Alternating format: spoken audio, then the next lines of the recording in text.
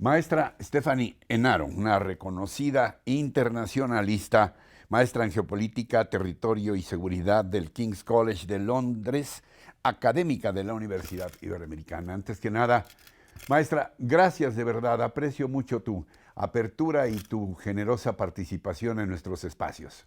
No, al contrario, Ricardo, muchas gracias a ti. Siempre es un gusto conversar contigo. Maestra, ¿cuál es tu primera impresión de este encuentro entre el presidente López Obrador y el presidente Biden en la Casa Blanca el día de ayer apenas? Es una reunión que era necesaria y no había manera de que esta reunión saliera mal, porque ahorita los dos países están en un momento en donde se necesitan muchísimo.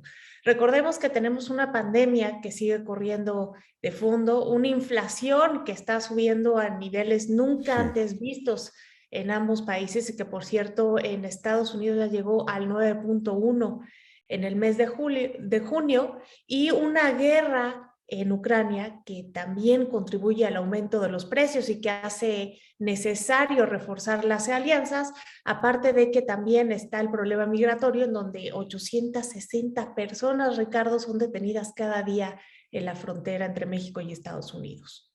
El presidente López Obrador planteó 5 puntos a el presidente Joe Biden para combatir, precisamente a propósito de lo que mencionas, los efectos de la inflación.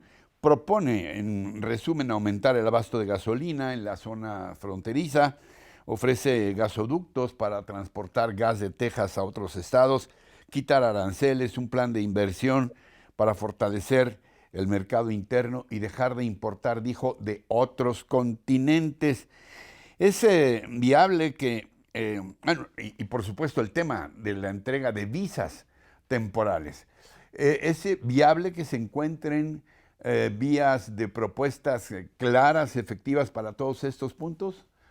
Me parece que sí, y responde a la necesidad de integrar más los mercados de México y Estados Unidos por la disrupción que ha habido a las cadenas de suministro, primero con la pandemia y después con la guerra en Ucrania. Y creo que esto es clave, Ricardo, porque más allá de las propuestas, en el 2020, cuando la pandemia estaba en su pleno apogeo, Foley and Lerner, una firma muy prestigiada en Estados Unidos, hizo una encuesta para ver cómo estaban viendo el mundo empresarios de Estados Unidos y Canadá. La mayoría dijo que quería relocalizar sus empresas, traerlas de otros lados, como China u otros lugares en Asia, a México. Esto nos tendría una inversión extranjera directa de entre 12 y 14 billones de dólares que nos permitiría crecer al 4.6% anual.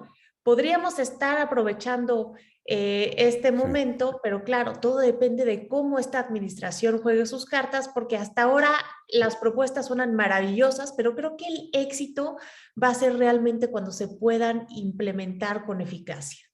En el caso del siempre sensible tema migratorio, ¿te quedó claro a ti si hay una respuesta efectiva del gobierno del señor Biden respecto a esta propuesta del presidente López Obrador, una petición, pues, para que haya visas de trabajo, para que haya un mayor control migratorio que al mismo tiempo atienda el tema de derechos humanos de los migrantes? Mira, me parece que sí, porque Estados Unidos las necesita. Con el cierre de fronteras que empezó a ocurrir durante la pandemia, Estados Unidos ha llegado a tener un déficit de 2 millones de mano de obra. Entonces, lo necesita evidentemente, y por eso lo que propone el presidente López Obrador es una receta que ya está conocida, que ya ha sido utilizada, porque recuerda mucho al programa de Braceros que Sí. fue puesto en marcha en 1942 con el presidente Ávila Camacho. Sí, claro, que era un programa que respondía a esa necesidad de mano de obra luego de la guerra, ¿no? Así es. Y creo que de alguna manera hay una guerra contra un virus invisible que sigue cobrando víctimas, y hay otra guerra del otro lado del mundo que ha partido al mundo en dos, Ricardo, y con esto el mundo se ha tenido la necesidad de pensar en nuevas realidades geopolíticas y estamos en un punto en donde la globalización podría terminar convirtiéndose en una regionalización y de ahí que las palabras del presidente López Obrador tengan que ver con que Norteamérica vuelva a tener el peso que tenía en la década de los 90, en donde prácticamente el 60% de la mercancía que se producía en el mundo se producía aquí y después parece ser que nos desviamos un poco, pero hoy es importante retomar esa fuerza productiva. El presidente Biden ha dicho por su parte que, a pesar de los titulares por momentos exagerados, la relación con el presidente López Obrador es buena, fuerte y productiva, dijo. ¿Tú crees que está mejorando la química entre ambos mandatarios después de que hubo cuestionamientos, sobre todo a la llegada del presidente Biden, sobre si íbamos a tener una relación amistosa y benéfica para ambos países? Mira, yo creo que esto responde a tres puntos fundamentales.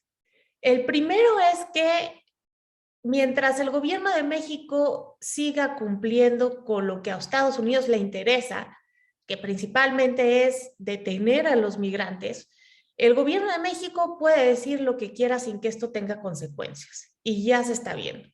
Luego también responde a temas electorales. Una de las máximas de la política electoral es que pues la gente muy pocas veces se va a acordar si algo pasó o no, pero sí se van a acordar de cómo algo los hizo sentir.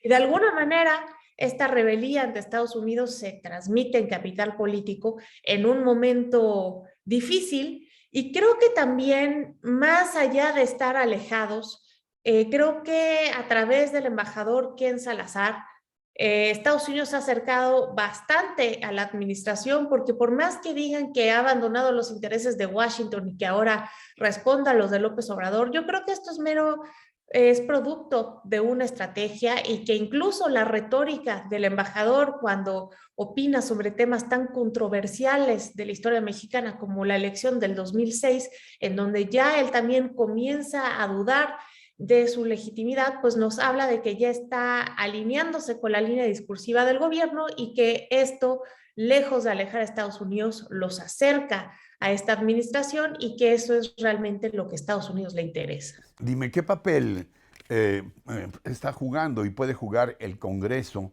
de los Estados Unidos, donde hay voces ciertamente representativas que han sido muy críticas del gobierno de México y que incluso ahora que lo mencionas, han cuestionado el hecho de que el embajador Ken Salazar sea un hombre muy cercano al presidente López Obrador, con continuas visitas a Palacio Nacional y con cierta frecuencia de expresiones muy solidarias hacia México? Creo que estás hablando de la narrativa que fue de alguna manera la antesala a esta reunión bilateral. Se hablaba de la admiración mutua entre el presidente López Obrador y el embajador y hay que recordar que estamos ya a la vuelta de la esquina con elecciones intermedias en Estados Unidos en noviembre, en donde muy probablemente, Ricardo, los demócratas podrían perder el Congreso. Me estoy hablando de la Cámara de Senadores y de la Cámara de Representantes, donde actualmente tienen mayoría, y creo que la estrategia de muchos republicanos es golpear a Biden con el tema de México a través del embajador, porque para bien o para mal, México es número uno en la mente de los estadounidenses y eso hace que muchas veces nos agarren como piñata en temas electorales. Un par de preguntas finales. ¿De qué manera el TEMEC está garantizando las relaciones entre los tres países, obviamente Canadá, pero sobre todo México y Estados Unidos, y de qué manera el cumplimiento del TEMEC exigido por todas las partes complica la relación? Bueno, creo que esa es justamente la segunda parte de la visita del presidente López Obrador a Washington. Me parece que la reunión con los empresarios de Estados Unidos va a ser más difícil que la que tuvo con el mismo Biden por el tema de la energía. Esto ha causado varios roces entre ambas administraciones, pero creo que definitivamente los puntos que se tocan, Ricardo, y algo que se repitió muchas veces en la reunión, fue que había que asegurar los corredores comerciales.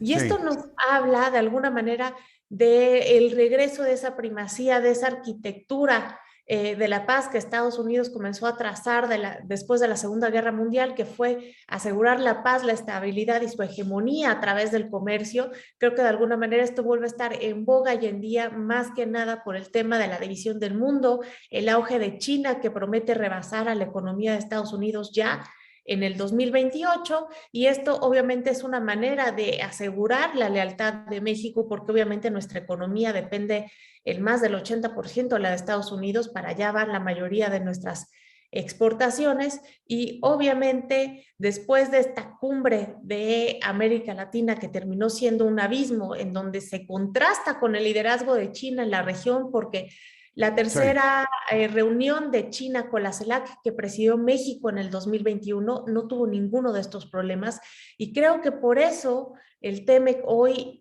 se eleva a un nivel estratégico que tiene cada vez Sí. más fuerza. Algo más que puntualizar. Sabes que este espacio ha estado y siempre estará abierto para ti, pero por ahora el tiempo nos presiona. Algo más que quieras puntualizar sobre esta reunión AMLO-Biden y que no te haya preguntado, Stephanie. Yo creo que hay que también remarcar cómo se vio esta visita en Estados Unidos. Esta visita no tuvo tanto, no atrajo tanta la atención como debería de haberlo hecho, porque se llevó a cabo en un momento en donde Biden estaba a punto de salir a su gira hacia el Medio Oriente, y de eso estaban hablando los principales medios, pero también en medio de los rumores, de los escándalos nuevamente de Donald Trump, y esto demuestra que esta relación Sí. es mucho más importante para México de lo que es para Estados Unidos, y sigue siendo de esa manera. Stephanie Enaro, prestigiosísima internacionalista, gracias de nuevo, gracias por tu buena disposición para esta conversación que espero que reanudemos muy pronto. Así será, mi querido Ricardo. Muchas Gracias, gracias. hasta siempre. Gracias también por su atención, por su compañía, y lo que más aprecio es su confianza en este espacio. Hasta la próxima, hasta siempre.